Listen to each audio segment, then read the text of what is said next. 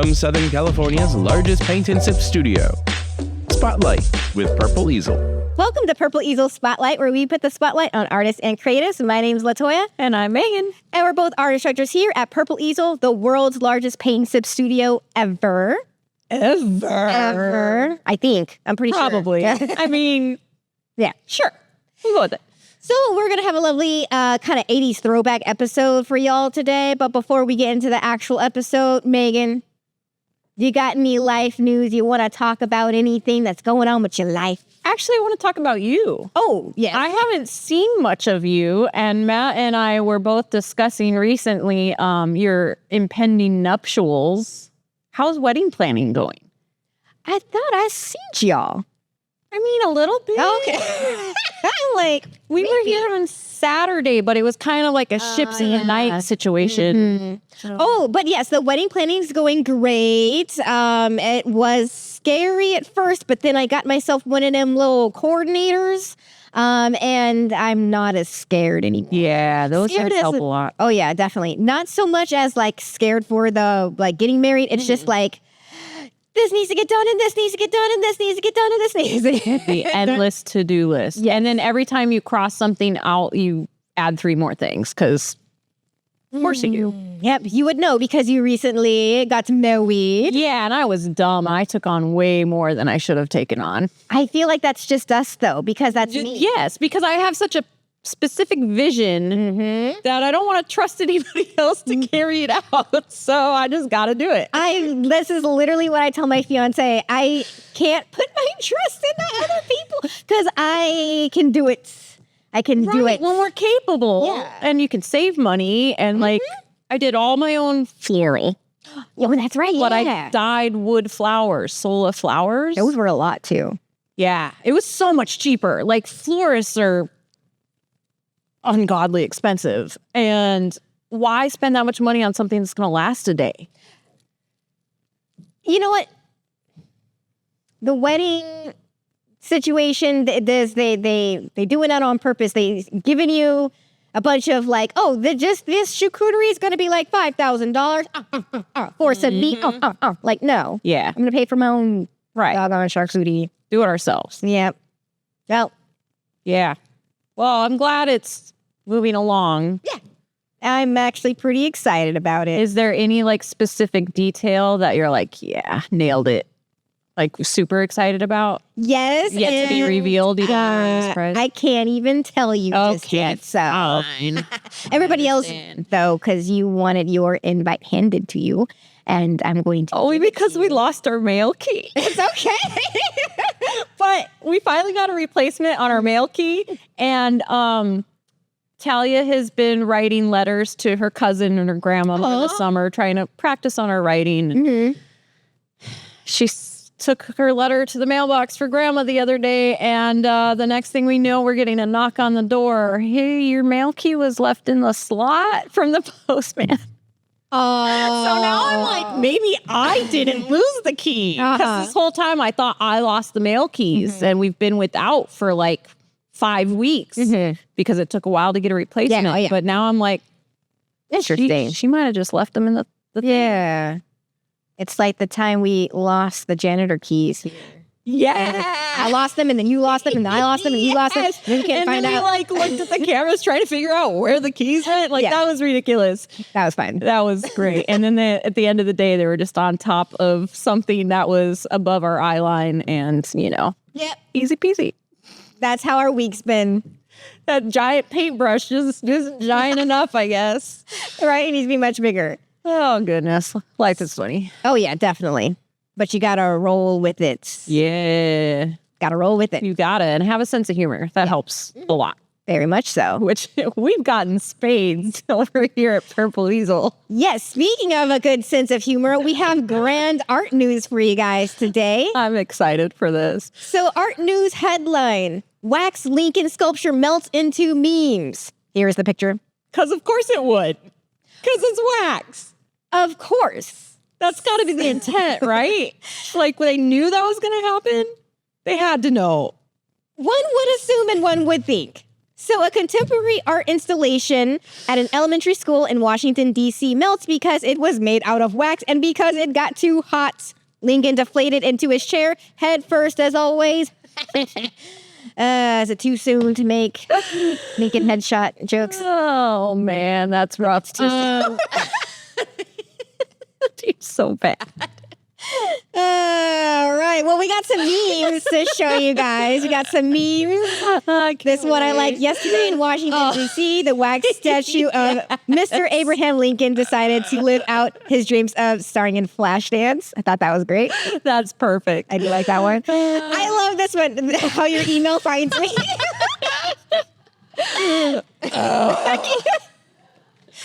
Exactly how the email always finds you. Oh, and yes, another 80s throwback to the Maxell Blown Away commercial. Oh my gosh, these are so good. Yeah. I mean, I love that people are appreciating art in whatever form it takes. What were they? Did they not know? I feel like you would plan the weather in advance when it comes to things that can melt. You would think, like, it's not meant to last in the heat, and if you're gonna put it outside in a not temperature controlled space, what expectation did you have? Which kind of makes me wonder, was this all the plan? Is this some sort of commentary about the degrading of our society and the values of Lincoln or something? Oh goodness, I didn't. Yeah, maybe I'm just getting too deep. I don't know. That is deep, but that's not. You're not wrong. Because it just seems like such an obvious mistake. Yeah. Like, why would you do that? Yeah, true. It's like, there's got to be a reason. There's got to be. I don't know the reason. I just looked into the memes, y'all. I just looked into the memes. I like the memes. I'm here for the memes. That's good with me. Ooh, you got some news, Megan. I got a little bit of news, too. And in light of all we've talked about recently over the next several episodes, this one brings me a lot of joy. Okay. So this is a photograph that won first place in an AI competition. Mm-hmm. Until the photographer admitted that is in fact not AI and was a real photograph. And he was subsequently disqualified. Yes. But it's just because of the angle that it was taken. The flamingo is kind of turned in on itself. And it looks really weird, like a headless flamingo, just from the angle that it was. But then everybody thought it was actually AI because AI makes mistakes. Yeah. But then if that's a mistake, why would you give it first place? See, that's the inception that I like about this image is that it's like a ha-ha. And that was the artist's thing, right? Yeah. Like, oh, we'll see how artists aren't relevant anymore. Ha ha ha. I'll still win even... It's not AI. Yep. And he did. I like that. Good for him. Yep. Good for him. Bringing it home for us. Yeah. I love it. It's just a weird picture, though. It really is. It's strange. I do. I like it because it looks just like a the ball. ball. It does seem like it could be AI. No, definitely. 1000% yes. I'm thinking of our flamingo painting that we have, the kids painting. Oh, yeah. I'm like, maybe we should revamp it. Megan had the list. I don't think it would be a good seller, though. Not enough people will get the reference, but that's cool. I enjoyed it. Me too. So, Megan. Yes. To get onto our episode, I want to show you this picture and ask you, where might have seen this picture? Maybe walk into your local donut shop or like, have you seen something like this before? Yeah. A lot. And the funny part is I've never even gotten my nails done except for when I got married. That was literally the only time, but I'm very familiar with this graphic. Yes. I've seen that all over the place. Mm-hmm. And now I'm going to put on my props. Oh my gosh. I don't know how women actually do these. I have big nails. I can't function. Like, I can't. Okay, Edward Scissorhands. What have you got for us? Okay. These look so much crazier in person. I tried one on yesterday. I was like, oh, this for sure The Velcro. It's the Velcro for me. The fact that you've got it on all of your fingers. It works. I'm so excited. Okay. So today's episode is going to be about not necessarily nails per se, but kind of, sort of. Today's nail salons are one of the last frontiers of the legacy that are Nagel-inspired images. And who, pray tell, is Nagel? Ooh, we're going to get into that. Ooh, okay. So today, we're going to get into this very popular 80s trend, Nagel girls illustrations.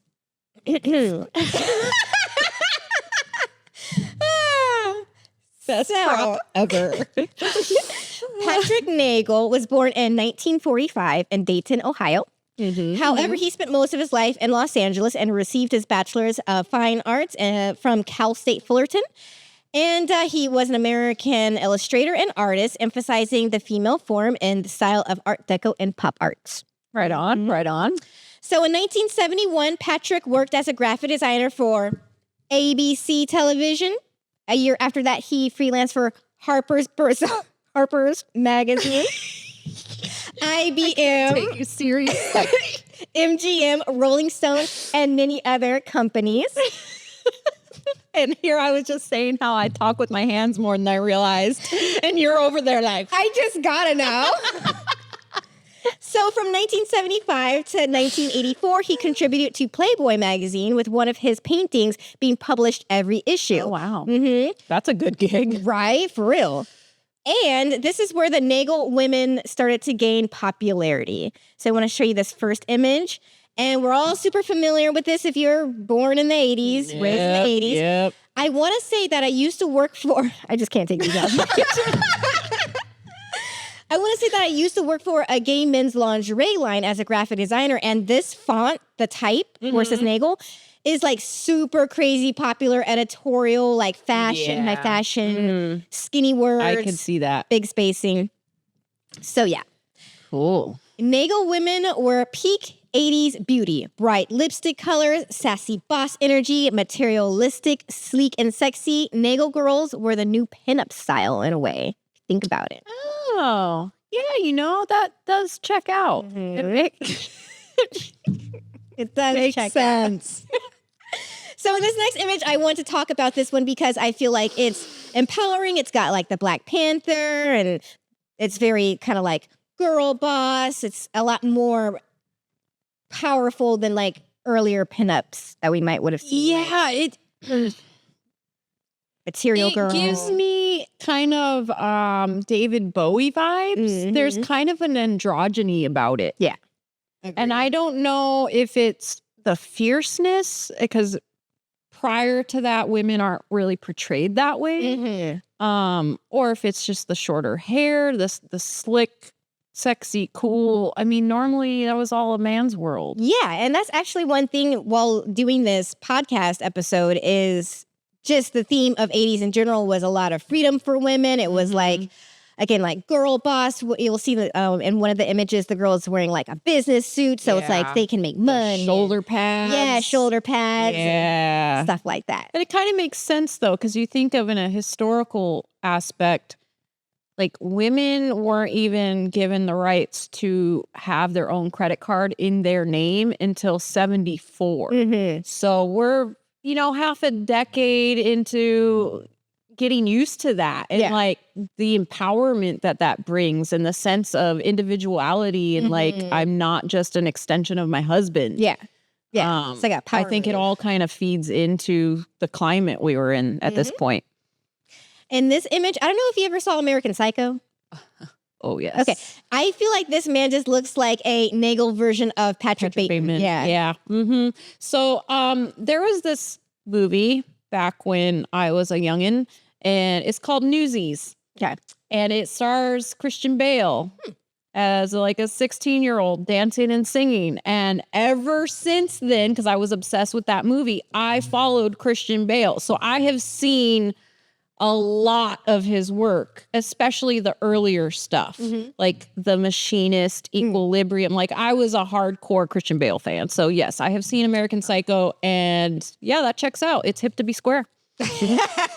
Nice reference. Thanks. Yep. So we have like the business suit and just like ferociousness, empowerment. The eyes match. Yes. That's incredible. I like the little wispies of hair just kind of coming right down the center, and the brows are like super arched. And you do get that pop art Yeah. Oh, yeah. vibe with his paint. Because it's kind of flat, Yeah. There's not a lot of color or form or anything. So. Now, I couldn't necessarily find any of like the Playboy images, but I'm assuming this might be one because there's a little nip slip. Yeah, could be.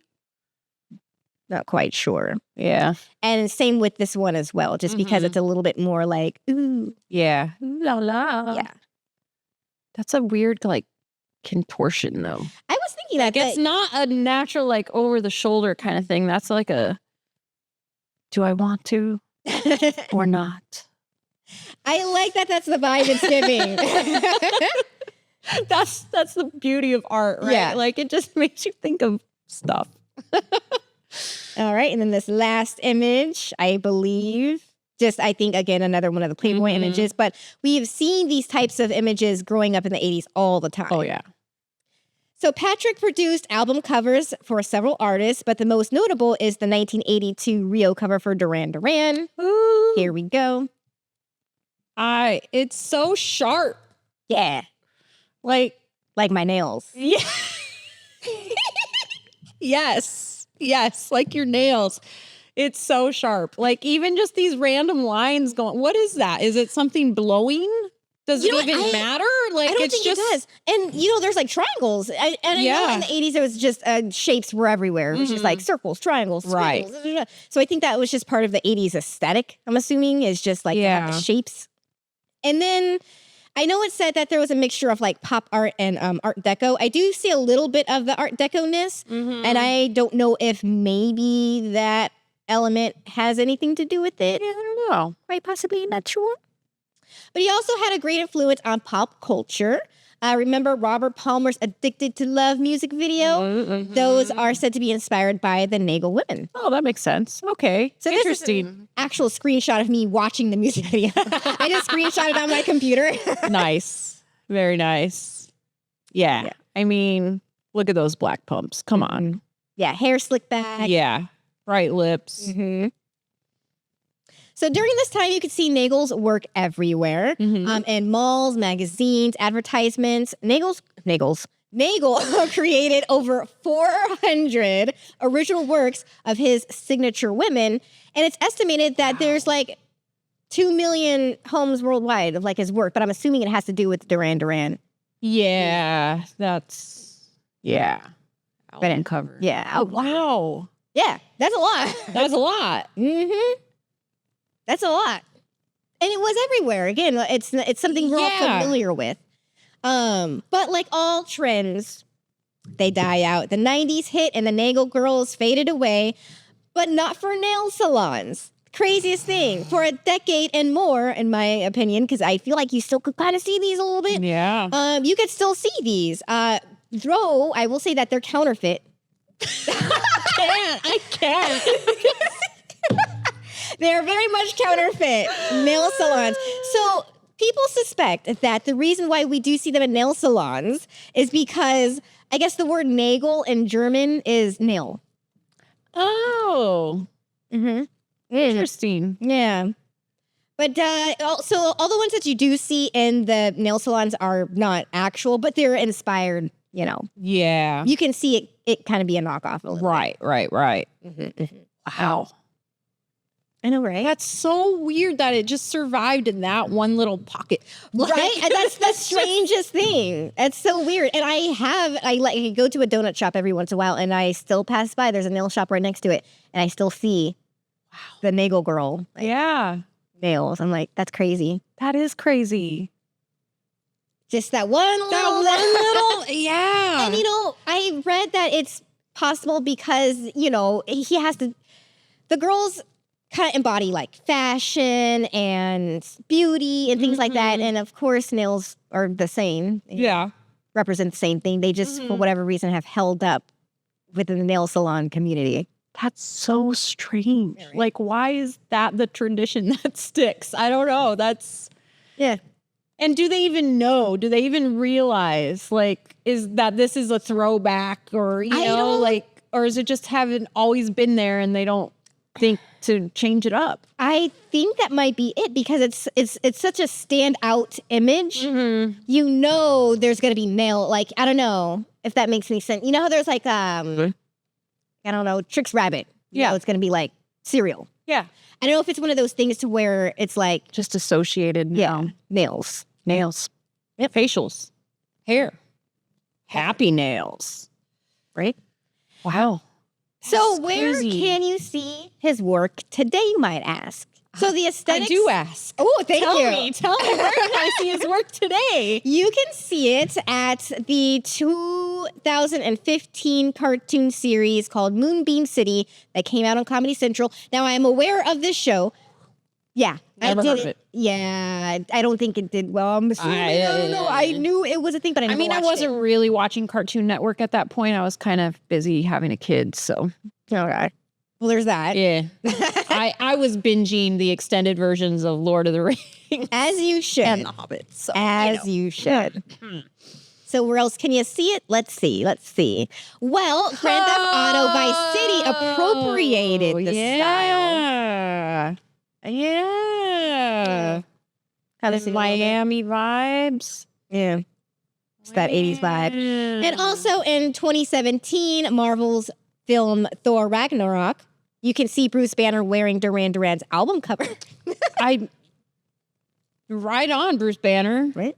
Another reason to like the Hulk. Super cool. And it pairs very well with a sports coat. Yeah, I agree with that. And in 2020, Forever 21 launched an apparel collection featuring Nagel portraits. Good for them. Yeah. Very cool. So if you didn't know anything about Patrick Nagel before, now I do. Now you do.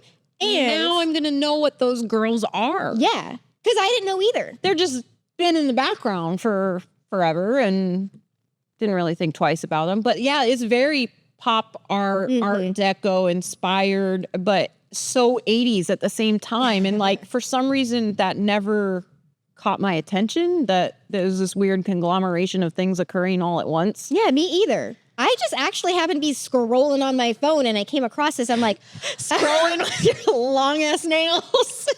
I'm just scrolling like that. And I was like, oh. You know what? This is why I don't have long nails. We should have just went and got manicures for this episode, all right? Like, I don't know who this person is.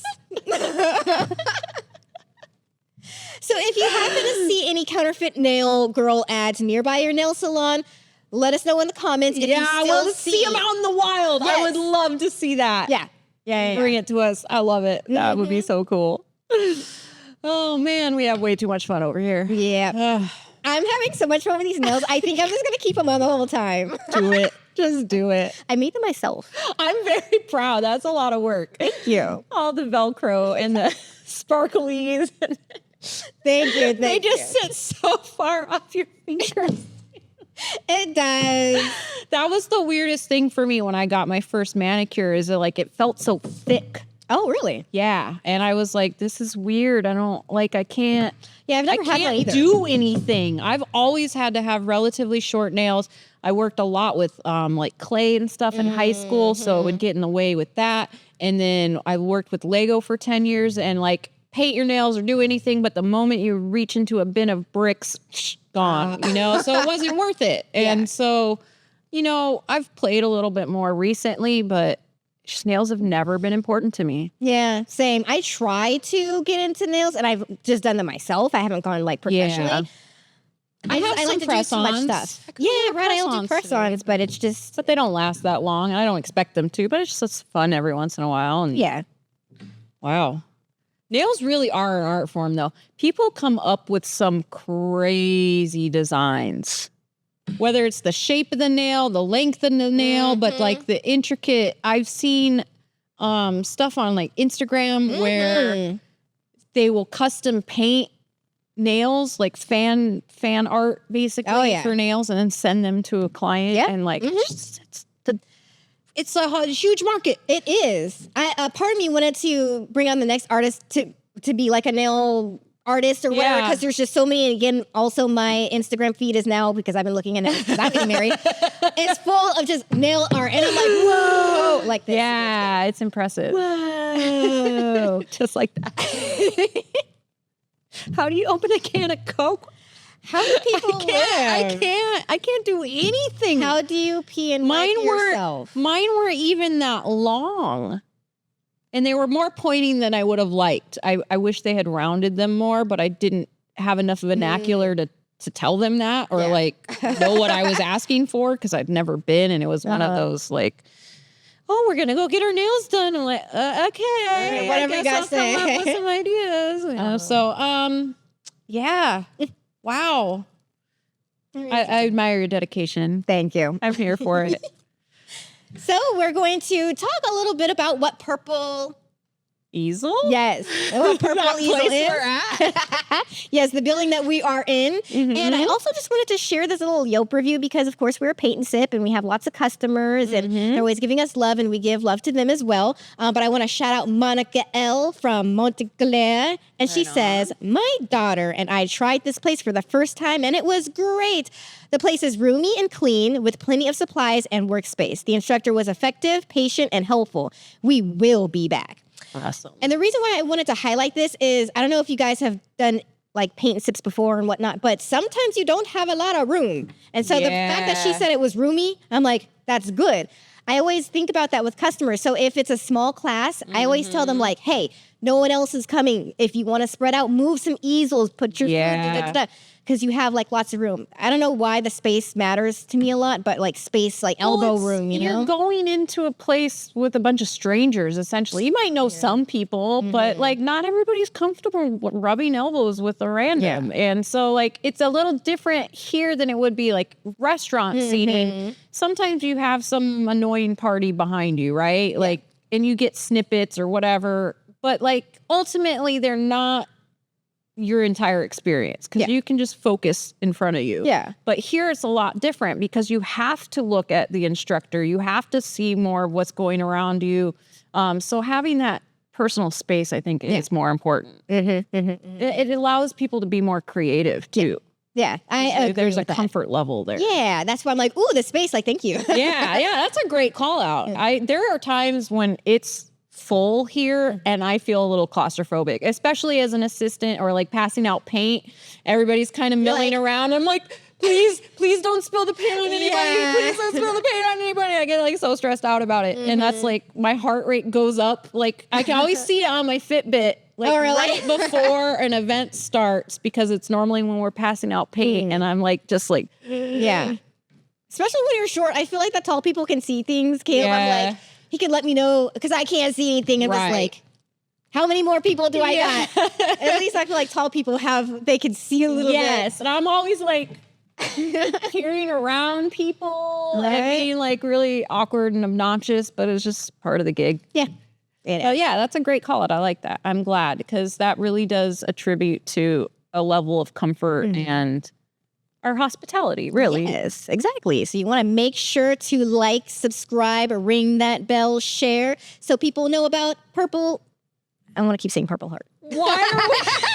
So people will know about Purple Easel. Not that I haven't worked here for 8 years, but so people know a little bit more about us and can share the love. And we also got our membership as well. You can paint online with us at purpleeaselplus.com. So yeah. Keep lots of ways to enjoy us. Yes. Online, offline. Woo. Love it. Love it. Well, we're going to move on to the artist that I want to spotlight. So as I was scrolling like this, and I think at the end of the video, they were like, who do you think is like the new Patrick Nagel? And then someone in the comments said, Malika Favre. And I was like, okay, let me go to them. And so I went to them and I realized actually some people that I know had already been following them. I'm like, oh, interesting. Okay. Yeah, interesting. Always nice when you stumble across a gem that actually is not that unknown. Yes. You're like, oh, where have I been? So I think you're going to like this also because she plays a lot with shadows and shapes. And I just love the just shapiness. Yeah. Of everything very flat, simple. Boom. The color choices for me are spot on because you've got, the darker shadowy parts and then the lighter parts, but that pop of red, but it's the right red. It kind of has a cool undertone to it so that it's not jarring. Yeah. No, yeah. Not that like super intense bright red. Yeah. This is a nice kind of pinky. Yeah, it is kind of pinky. I also like this one because it's just very shapy and it's patterny. It's patterny and it's giving the Escher kind of like. I'm on to you. I love this whole like sun hat shadow situation. There's so many instances where I see like photographs or whatever of light coming through blinds or just that really strong contrast like is always very appealing to me. Okay. I like that. I like that they played with the color. Oh my gosh, that's so cool. Right? And I like you oh can my gosh, the face. Yeah, you could see the face. Oh, that's wicked. Very clever. Yes. Very cool. I like it a lot. The stripes against the other shirt. Oh my gosh. I know, I just like the bow tie. So she illustrates a lot. I couldn't quite get like a crap ton of information from her. But what I do know is that she makes a lot of books and a lot of like a for real graphic designer, package design and illustrations, book collections, fashion, things of that nature. Very cool. Well, it's just a very graphic work. Oh my gosh. What? Just a little bit of that red. Yeah. It's just so, it almost looks like she's kind of melting into the page. Yeah. Too. It gives me a little bit of Sydney Swisher. That kind of recedes into the background and that plain with plain. That's kind of also why I put that image in there. Hey, thanks, Toya. Looking out for me. And speaking of looking out for you, I also added this image in here. Oh, be still my heart. Yes. There's the bottom. and that's so cool.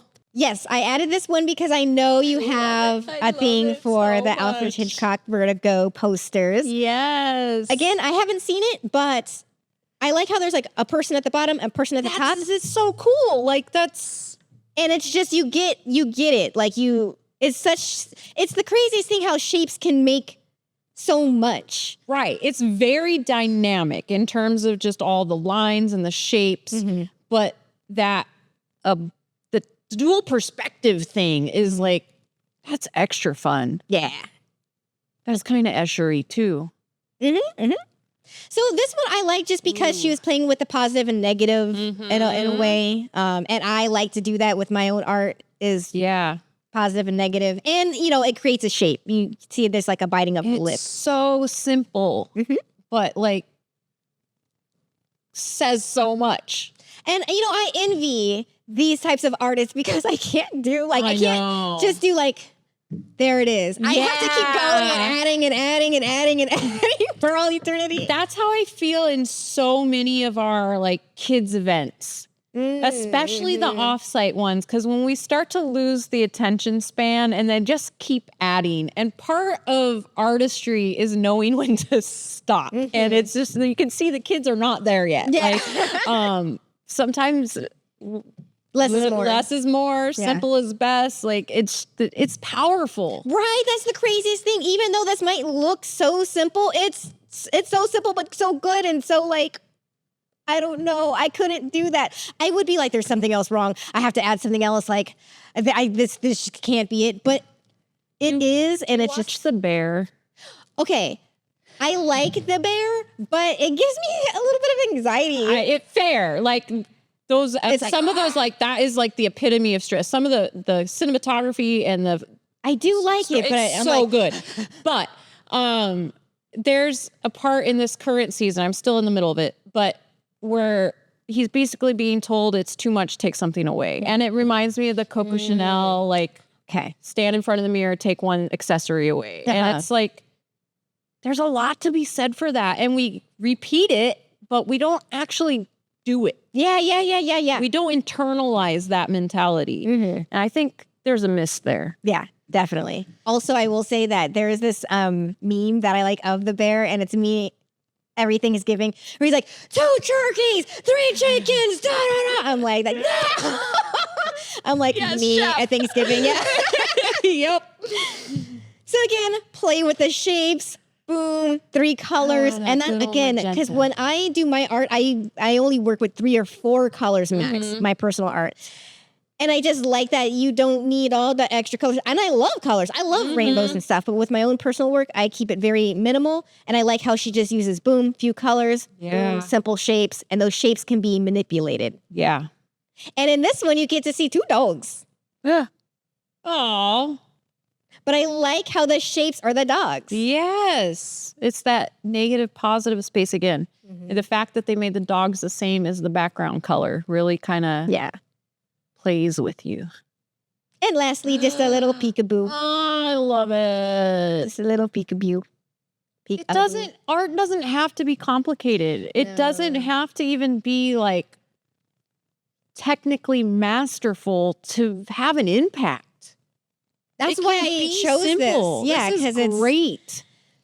It's oh so simple, but yet oh so not somehow. Right. It's not. It's so hard to do these kind of things because human nature is just to overcomplicate everything. As we've learned. Yes. You can't have nice things. No. Because we just run too far with things. Man, this is super cool. Yeah. I'm into it. I'm gonna have to follow. And you should follow because there was so much to look at. It's inspiring. Yeah. Like it makes me want to like strip down my stuff a little bit. See what I can achieve. I don't know. Okay. Well, I have a discussion question for you. It's about pinup style. Okay. So do you think there will be a new pinup style, or do you think that it would be out of style? Do you think there's going to be pinup NFTs? Because we have it like such a digital footprint right now, and I don't think people, granted, it might, everything comes back in style. Just like, for instance, people are angry that you have to buy this $5 movie when they're like, hey, I just have this movie at home on a DVD. So when I was doing my research on Patrick Nagel and I was thinking about pinup, just like the history of it, and I'm like, I could see his work as kind of like the new form of pinup. Granted, it was commercial. Right. It was everywhere, but in a way, kind of pinup-y. But do you think we have anything like that now, or do you think there'd be anything like that? Influencers. That's the first thing that comes to mind. And it's not, I mean, not that there's no aesthetic or anything involved, but like, I think of a pinup as like something you'd paint on the side of your plane to go to war or tattoo on your arm, right? Like that's kind of the reminder of home sort of purpose of a pinup, right? And so then I'm like, okay, well, how does that manifest now? And I'm like, well, maybe your lock screen. And who do you put on your lock screen? It's not art really, unless you're an artist, but like, the guys, it's probably an influencer or a model or that's so true. If not their girl, but like that's so true. Oh my God. Because of the internet, I think it's become so accessible and photography is in everybody's hands. Like you can have the things that are meaningful to you with you pretty much all the time. Dang, that's so true. So maybe the need for pinup isn't as much as it used to be. Although I do see a lot of kind of the neoclassical, because I watched that tattoo show. I see a lot of people still get them. I don't know. I mean, I feel like it's real humans or AI humans meant to sell things and be a persona. I don't know. Maybe that's the pinup. Probably like future. Yes. Yeah. I actually think that would be true. It would just be the AI girlies. Yeah. That sell you your Coca-Cola. Right. Ooh, I don't like the future.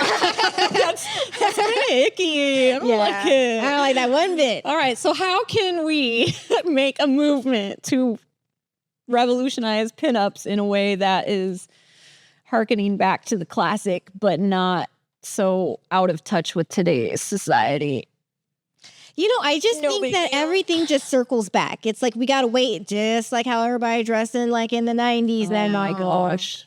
Yeah, That was some of the 90s fashion shouldn't come back. some of it shouldn't, but I waited. I waited and I waited and I waited for decades for something other than skinny jeans to be available because I missed my straight cut, loose, like not even like Janko or anything like that, but like just normal. Flared. Yeah. And they finally are. And now I feel like I'm too old and I'm a poser if I try to wear that stuff. No, I'm I think you pretending to be young should. again. I don't know. Like I finally bit the bullet and I got some looser pants. I'm pretty happy with. I don't wear them here because I don't want to get paint on them. Yeah. So I'm stuck with like the same pair of jeans that have paint already and they're skinny jeans and that's just how it's going to be. But like it feels weird trying to be young and keep up with these new fads and trends and Okay, part of me doesn't care, but also part of me is like, I just want to wear comfortable pants. So in my 20s, I I read an article about how you will grow up to be your parents. And I was like, nonsense. But I read the article and I was like, I'm going to do a case study on myself. I'm doing the case study on myself. And it is true. At a certain point, you stop listening to new music. You start looking back at the old movies. Yeah, the nostalgia. It starts creeping in your 30s. You just don't care for like the new music and new artists and to keep up with who the new celebrities are, blah, blah, blah. So it is true. I feel like, part of it is just the nature of being an adult. Your priorities shift as you age and are different stages of life. But I actually also read an article that said the music you listen to from like 18 to mid 20s is like something happens in your brain during that time that music is what sticks with you. And it's not to say you can't discover new music, but you don't go looking for it. And that is absolutely true. I still listen to the same stuff. I'll turn on the radio and hear stuff that's going on now, but it doesn't resonate. Yeah. Like it doesn't. Yeah. Oh my gosh. Yeah, there's like an actual process in your brain that is occurring during that growth period that makes the music that you listen to at that point, like it's so interesting because we have like a 20-year-old that works here and they were like, Toya, you know the music that I listen to? So-and-so. I'm like, yeah. And they're like, so-and-so? And I'm like, okay.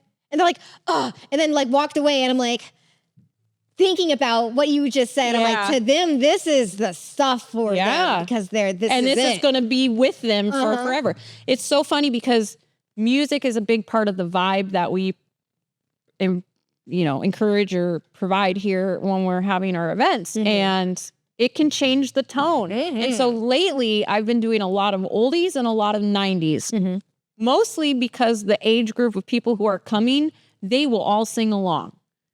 And we are just struggling to get people like peppy lately. And so I think giving them music that makes them happy seems to go farther. Oh, yeah. No, that's 1,000%. So last week I had a group of 45, 50 people and I was trying my darndest to like get them excited. Yeah. And they did. They had a great time. One girl even gave me a hug. So everybody had a great time.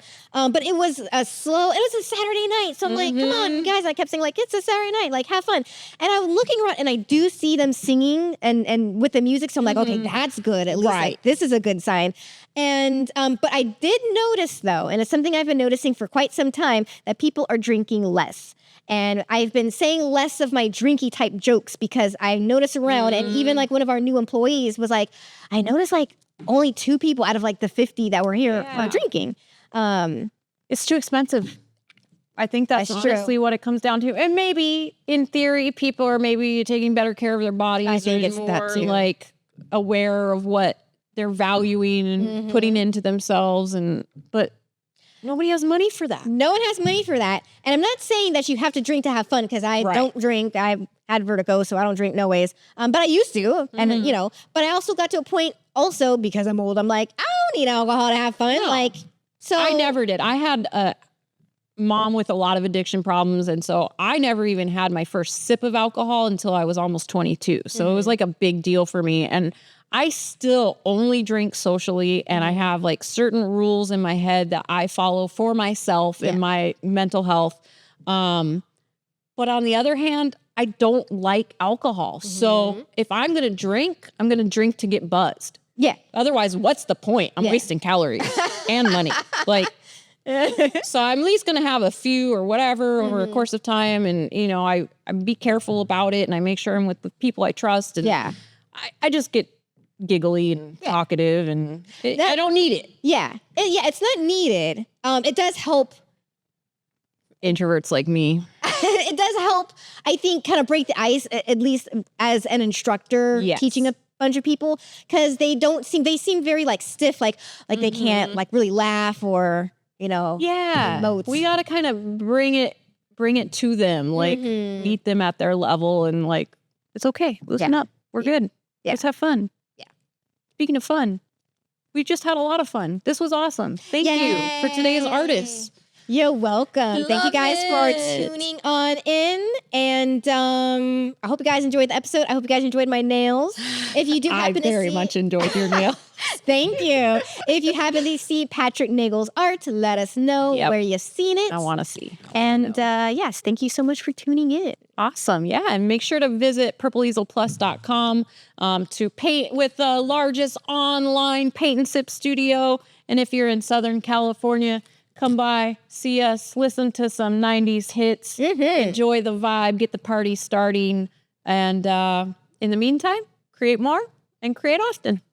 Bye. With the nails. So good.